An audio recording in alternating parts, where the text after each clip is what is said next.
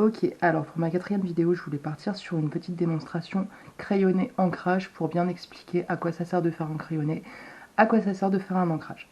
Je présente rapidement mon matériel. Donc ça, c'est mon critérium de toujours avec lequel je fais mes albums, etc. Donc c'est un 0,9 avec une mine 0,9, forcément. Mais surtout, elle est assez grasse. Je crois que c'est du 4B ou du 6B. Avant, j'utilisais du HB classique et un de mes collègues TM m'avait suggéré de prendre des mines plus grasses pour avoir un trait plus noir. Parce que moi, j'ai tendance à appuyer comme une bourrine sur mon crayon pour bien que le trait se voie. Et du coup, je me faisais des tendinites au poignet. Et depuis que j'ai ce crayon, ça va beaucoup mieux. Donc ça a un peu changé ma vie. Ensuite, pour gommer, ben moi je prends vraiment un matériel de base, hein. C'est le genre de truc qu'on trouve à l'école primaire ou quoi que ce soit. Je suis pas du tout partisan d'utiliser un matériel cher ou quoi que ce soit. J'ai commencé en n'ayant vraiment pas un rond, donc j'ai dû apprendre à me débrouiller avec du matériel très basique et seulement de temps en temps, je vais avoir des trucs un peu plus chers comme mes 2 pinceaux à aquarelle, ce dont je me sers tout le temps, qui doivent coûter peut-être 15 € pièce, peut-être que le plus grand coûte 30, donc c'est quand même un investissement, mais c'est des pinceaux qui ont plus de 15 ans et ils bougent pas, quoi, donc voilà. Mais en gros, je pense que c'est à peu près le seul matériel vraiment coûteux que je possède. Même les feuilles, j'utilise du matériel basique. Ça, c'est juste un pinceau à maquillage, donc je l'avais acheté il y a des années à 1 €. Vraiment, c'est juste pour épousseter les petits morceaux de gomme, pour éviter de faire ça et de venir complètement bazarder votre dessin et risquer d'en mettre partout, ou de faire baver votre feutre. Ça va être plus agréable. Et pour le feutre, parce que moi je préfère ancrer au feutre, vous pouvez le faire bien sûr au pinceau avec de l'encre de Chine, à la plume, euh, je sais pas, avec tout ce que vous voulez. Moi j'aime bien le feutre, je suis plutôt à l'aise avec ça. Alors par contre, côté écologique, c'est vraiment nul, parce que moi j'utilise les SES 15C de Pentel. J'en suis très contente parce qu'ils font des beaux pleins et des déliés. Voilà, on voit rien, c'est pas très grave. Mais en fait, le problème, c'est que la pointe s'use extrêmement vite, elle s'aplatit. Et du coup, ben, au bout de 2-3 pages, 2-3 planches ancrées, j'en ai plus besoin, enfin je peux plus l'utiliser comme je veux, même s'il y a encore de l'encre. Donc je suis obligée d'en racheter d'autres, donc écologiquement c'est vraiment la loose. Et l'autre inconvénient, c'est qu'ils ne sont pas waterproof, donc si vous voulez faire de l'aquarelle par-dessus ou si vous voulez transporter sous la pluie, bah, c'est même pas la peine. Donc je vous conseille l'alternative, c'est les stylos Tombow que j'ai découvert il n'y a pas très longtemps, ça faisait des années que je cherchais ça et bah, des fois c'est la vie, on met du temps à trouver ce qu'on veut. Et alors ils sont assez coûteux, comme je viens de le dire, moi je suis pas partisane d'acheter un matériel hors de prix ou quoi que ce soit, donc je crois que c'est quand même 5 € ou 5,50 € le stylo. Je trouve que c'est une somme. Mais bon, bah, ils sont waterproof et ils sont un petit peu plus qualitatifs, la pointe s'use moins vite. Voilà. Alors du coup, on est go. Donc pour mon crayonné, moi je vais commencer par faire une base.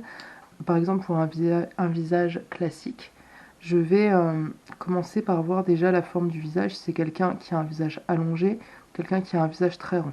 Voilà, là vraiment la base de la base.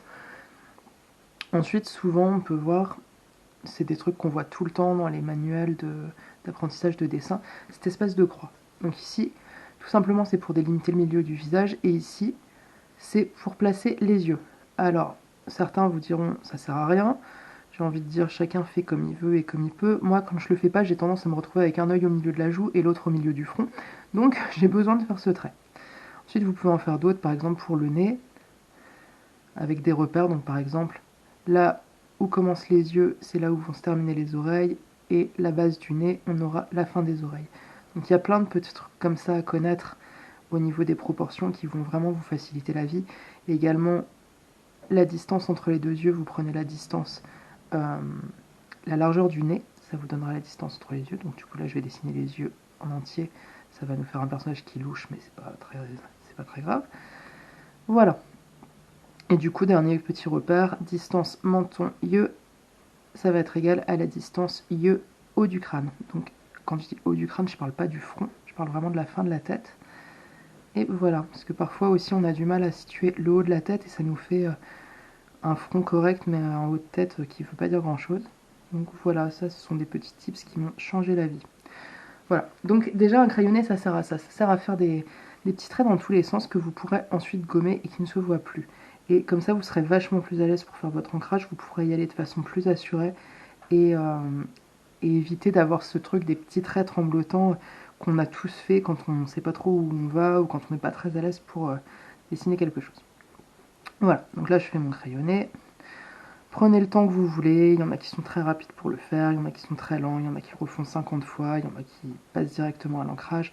Ça, il n'y a pas de règle, hein. C'est vraiment vous qui voyez comment vous êtes à l'aise. N'hésitez pas, je sais que c'est très frustrant, mais n'hésitez pas à recommencer si vous n'êtes pas content de ce que vous avez fait, parce que moi, pendant des années, je me suis obstinée à vouloir faire du bidouillage pour oh si, ça va passer quand même, et à du coup essayer de rattraper un crayonné qui était pas bon quoi d'emblée.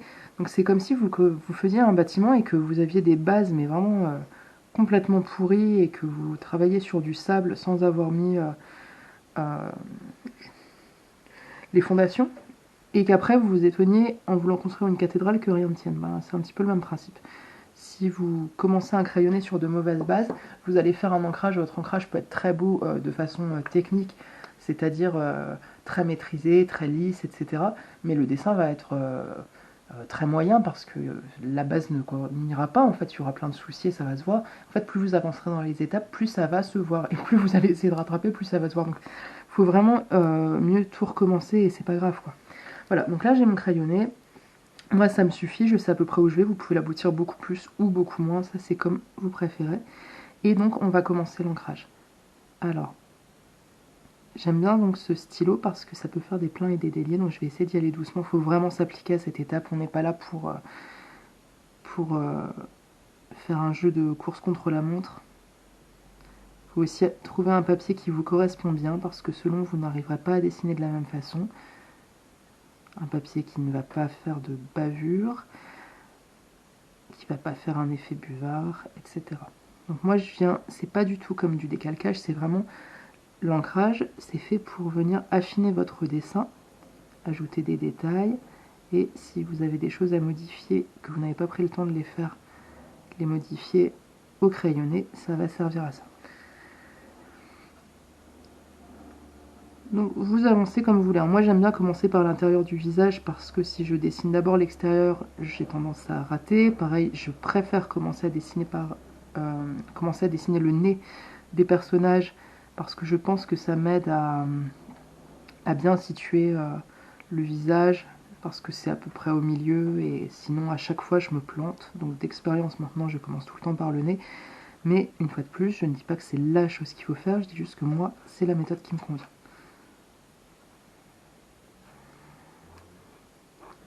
Voilà, donc c'est juste pour la démonstration, donc là je vais m'arrêter là. Voilà, j'ajoute des petits détails qui n'étaient pas prévus. Hop.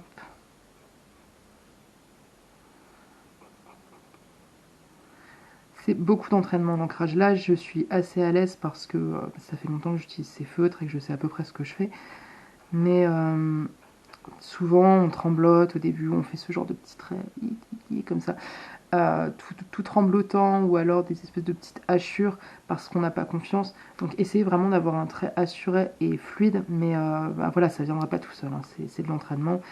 Et après, essayez des choses, si vous voulez faire des zones d'ombre, ne pas en faire des hachures. Voilà, c'est vraiment, chacun doit trouver sa propre technique. C'est long, ça prend du temps, mais ça fait partie du jeu. Voilà, donc quand ça c'est fait, je fais bien attention que mon dessin soit sec, sinon je vais avoir une mauvaise surprise et je vais pleurer. Je fais attention que ma gomme soit bien propre, ce qui n'est pas du tout le cas ici. Donc voilà, on va quand même faire un petit effort pour la nettoyer. Quand c'est fait, je vais pouvoir venir gommer les traits de crayon. Ça risque d'enlever un petit peu de matière, donc si vous avez la possibilité de retoucher ça sur Photoshop, n'hésitez pas à relever un petit peu les niveaux pour que le trait soit bien noir. J'ai oublié un trait ici. Voilà, donc tenez bien votre feuille pour ne pas la froisser. Et là, du coup, je prends mon petit pinceau. C'est pas du tout une obligation, moi je préfère faire comme ça. Ça m'a vraiment changé la vie. C'est plus ludique et j'ai moins le risque d'abîmer mes feuilles. Voilà. Hop, je vais rajouter les petits détails. Tac, tac, tac. Voilà. Du coup, dernier petit point par rapport à l'ancrage. L'ancrage, traditionnellement, ça vient du mot encre parce que on ancrait à l'encre de Chine Maintenant, avec les techniques modernes, depuis pas mal d'années, on peut utiliser à peu près ce qu'on veut pour ancrer. Vous pouvez utiliser un crayon de couleur, un critérium, des craies grasses, que sais-je, ce que vous voulez. Et après, vous faites vos bidouilles sur Photoshop pour avoir quelque chose qui vous convient. Alors ça, ce que je viens de dire, je sais que certaines personnes n'iront pas dans mon sens. Moi, je fais ce que je considère comme un ancrage au critérium sur la plupart de mes albums, dont Le Dernier Refuge, parce que je n'ai pas du tout le même trait que quand j'encre au feutre. Au feutre, je vais avoir un trait qui fait très vite cartoon. Au critérium, j'arrive à avoir un trait un peu plus réaliste et un peu plus organique qui me plaît. Donc ça dépend vraiment des projets, je ne vais pas utiliser le même matériel. Mais je fais quand même un crayonné, et parfois un crayonné super poussé. Je l'imprime en bleu et ensuite je fais mon ancrage, donc soit au feutre, soit au critérium. Donc à partir du moment où j'ai une base hyper aboutie avec des traits de construction dans tous les sens et que je viens faire une mise au propre, moi peu importe le matériel que j'utilise, je considère que c'est un ancrage, même si je fais ça au critérium.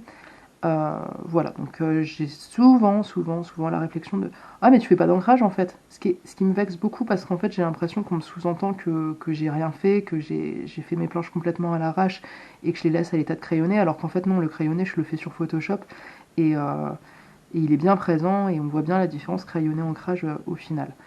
Donc bon, ça me vexe, peut-être que j'ai tort de me vexer pour rien, mais voilà. Tout le monde ne sera pas d'accord avec le vocabulaire que j'utilise, ni même avec cette technique, mais pour moi, dès qu'on fait une mise au propre, peu importe l'outil, j'appelle ça un ancrage. Voilà, je vais arrêter mon petit blabla ici. Si vous avez des idées, des suggestions de vidéos, des questions ou quoi que ce soit, n'hésitez pas. Je fais vraiment ça pour mes élèves, pour les aider, pour les accompagner, et aussi pour les enseignants qui parfois ont du mal à restituer ce qu'on a dit en cours parce que j'essaye de dire un maximum de choses, donc parfois on manque un petit peu de matière pour débriefer. Donc voilà, si vous avez des questions, n'hésitez pas, j'essaierai de refaire des vidéos adaptées. Quand je maîtriserai un petit peu plus ma caméra, mon logiciel de montage, etc., j'essaierai de faire des petites aquarelles pour expliquer un tutoriel d'aquarelle, etc. Voilà, pour l'instant, je vais rester sur des choses un petit peu tranquilles. Voilà, voilà. Bonne journée!